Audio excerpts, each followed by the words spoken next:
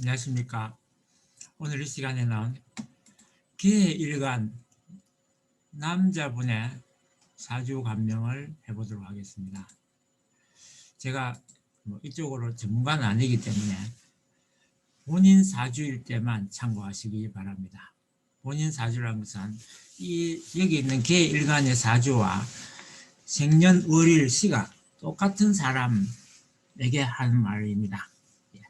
그분들은 잘 참고하실 필요가 있을 것 같습니다. 이분은 정관격이라기보다는 조금 벗어난 그런 것이고, 또 용신은 화가 가장 필요한 그런 사주라고 생각하면 되겠습니다. 이 개해 일간은 물로 이루어진 사주입니다.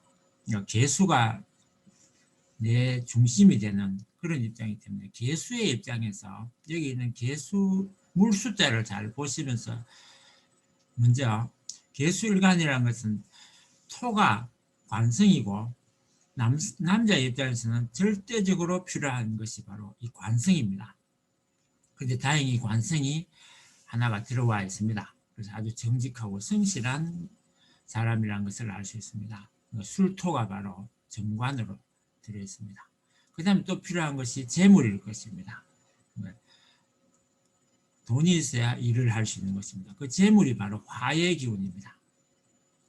이분은 화의 기운이 사주에는 없습니다만은, 그러나 다행히 대운의 사주가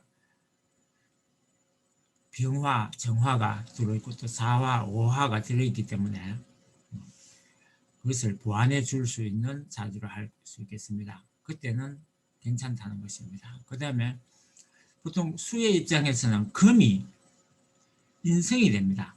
정인과 편인이 그에 속하는 것입니다. 나를 적극적으로 밀어주고 절대적으로 내 편이 되어주는 누군가가 반드시 필요한 것이죠. 편의 중개를 꼭 해주면 힘을 낼 수 있는 것입니다. 그것이 바로 금의 운입니다. 그래서 이 사주에 금의 운이 3개나 들어있습니다. 정인이 많다는 것은, 보통 정인이 2개면 엄마가 둘이다 이런 말을 하는데, 이분은 정인이 3개니까 엄마만 둘이 아니고 처의 엄마, 이런 고모, 이모, 숙모, 이런 어떤 나를 적극적으로 도와주는 그런 인수가 아주 강하다고 볼 수 있습니다. 그 다음에 내가 낳는 자식, 부하, 이런 손 아래 사람을 식상이라고 할 수 있는데, 이분은 식신 상관 중에 상관이 2개가 들어있습니다. 그래서 내가 돌봐야 할 사람, 내가 보살펴야 될 사람이 많다는 걸 알 수 있습니다. 그래서 마누라는 없는데 자식이 많은 그런 이상한 사주를 가지고 있다고 생각하시면 될 것입니다. 그 말은 조카라든지 손자라든지 그런 엉뚱한 사람을 돌봐야 되는 그런 어떤 사주라고 생각하면 되겠습니다. 이런 사주에 있는 사람은 마음이 참 너무나 고와서 어려운 사람이나 아래 사람을 보면 다 돌보고 싶고 보살피고 싶은 그런 마음이 아주 어떤 자비하신 그런 부처의 마음이랄까요. 성모 마리아의 마음과 같은 그런 마음을 많이 가지고 있기 때문에 좋은데, 단점은 상관이 2개가 들어있다는 것은, 상관이라는 것은 관을 상하는 것입니다. 그래서 이 사람들에 대해서 함부로 대하고 버릇이 없이 보인다는 것입니다. 본인이 그렇게 하지 않아도 다른 사람이 볼 때, 윗사람이 볼 때는 아주 버릇없게 보이는 것입니다. 그리고 정인이 3개라는 것은 공부를 많이 하고 머리가 아주 영리하고 아는 것이 많은 것입니다. 미안합니다. 그래서 아는 것이 많다 보니까 이 사람을 무시할 수 있는데, 그러지 않도록 조심을 해야 될 것입니다. 그리고 이분은 신유술 방합이 들어있습니다. 그러니까 겉으로는 안 나타나지만 유금도 들어있기 때문에 편인입니다. 그래서 배신의 어떤 그런 많이 갖고 있기 때문에 배신을 할 수도 있고 당할 수도 있습니다. 그런데 이분이 평생 조심해야 될 것은 도장입니다.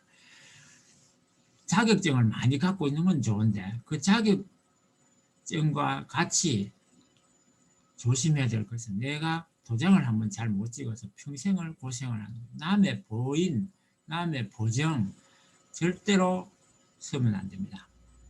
반드시 명심해야 될 것입니다. 누군가 보정을 서거나 하면 반드시 문제가 생기고 그 빛을 내가 다 끌어안고 평생을 돈 걱정하면서 살아야 됩니다. 그리고 이번은 정관이 하나이기 때문에 바르고 책임감이 있어서 일을 맡기면 성실하게 잘 해냅니다. 그런데 갑이 두 개가 들어있기 때문에 깝깝한 사람이라는 소리를 듣습니다. 너무나 융통성이 없다는 것입니다. 그래서 그런 이야기를 듣지 않도록 뭔가 융통성을 좀 발휘할 수 있도록 늘 노력을 하셔야 됩니다. 안 되겠지만 노력을 안 하면 더 힘들잖아요. 그러니까 이것이 내 팔자리니 하고 받아들이지 말고 적극적으로 그 결점을 보완할 수 있도록 노력을 하셔야 됩니다. 그래서 이 사람이 이런 사람이 이 사람에게는 참 불순하게 보이지만 그 자체가 심성이 나쁜 건 아니기 때문에 아는 것도 많고 이렇기 때문에 잘 다루면 좋은 제목감으로 쓸 수 있습니다.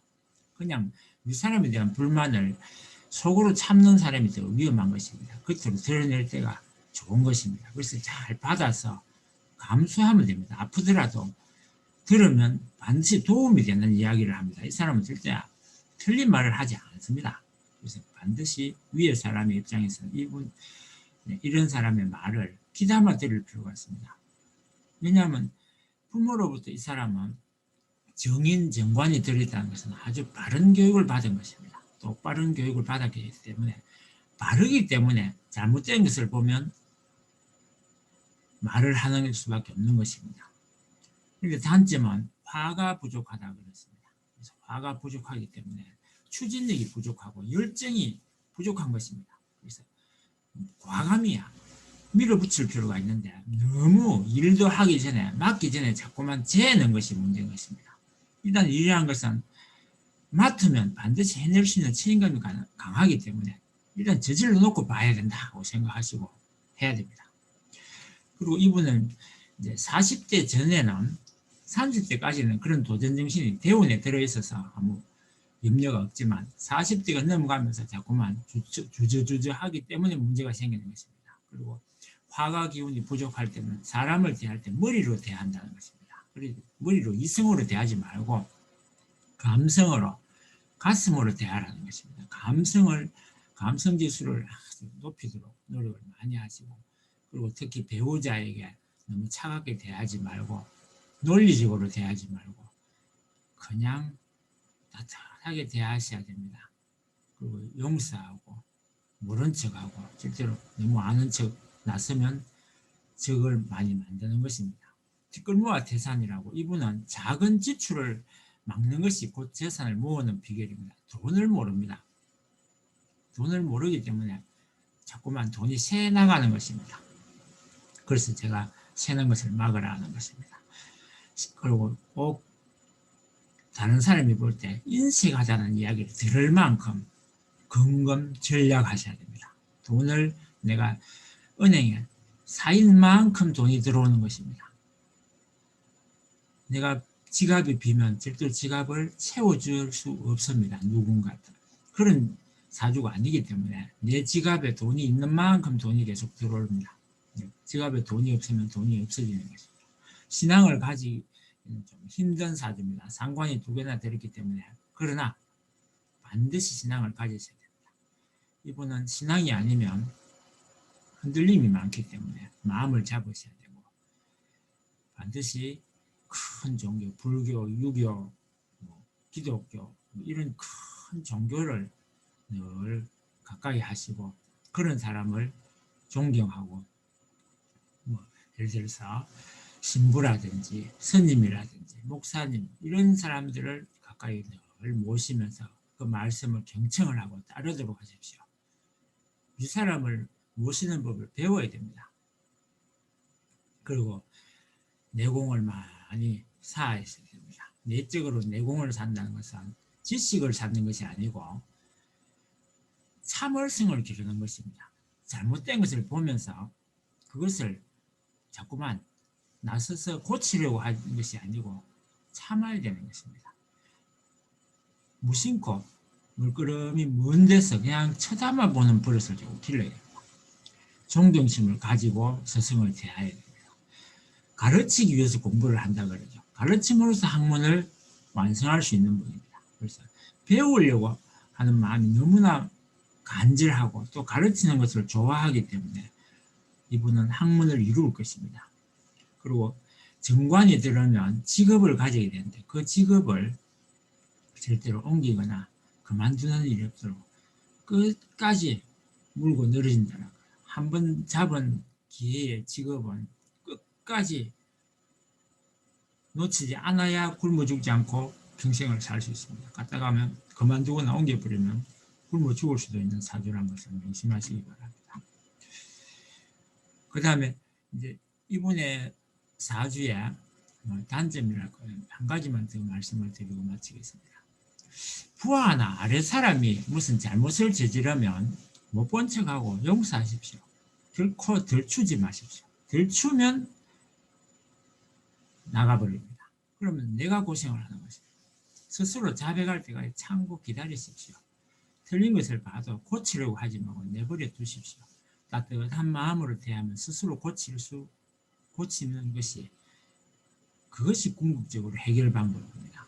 내가 매를 대거나 고발을 하거나 의심을 하면 결국 문제가 생기는 커지는 것입니다. 나 자신의 마음속에 남의 것을 탐하는 마음이 누구나 있는 것입니다. 그것을 부정하지 말고 그 마음을 견물생심이라고 반드시 사람은 그런 약점을 가지고 있습니다. 그럴 때 오히려 용서하는 마음을 가지고 대하면 스스로가 뉘우치고 고치는 것입니다. 남의 물건에 손대는 버릇을 가진 사람들이 많이 있습니다. 그런 것을 고치기 위해서 처음에는 아주 일벌백계로 대하면 문제가 해결이 되지만 그러나 점차 나이가 들면 그 자체도 그것을 고치기 힘들어지는 것입니다. 그 점을 어떻게 해서든 사랑하는 마음으로 용서하는 마음으로 잘 대할 수 있어야만 인생을 아름답고 또 주위의 사람들을 잘 거느리고 심심하지 않게 행복하게 살 수 있습니다. 너무 바르게 옳은 것, 진리, 이성적으로 살면 친구가 없고 맑은 물에는 고기가 놀지 않는 것과 마찬가지로 너무 깨끗하게 살려고 하지 말고 적당히 좀 더럽게 살아야 됩니다. 그래야 친구가 있는 것입니다. 좀 여유있게 살아가시기를 부탁드리면서 꼭 한 가지 부탁을 아까 드렸죠. 종교를 가지라는 거 꼭 부탁드리겠습니다. 어렵지만 고개를 숙이고 존경하는 마음을 스스로 일으키시기를 바랍니다. 감사합니다.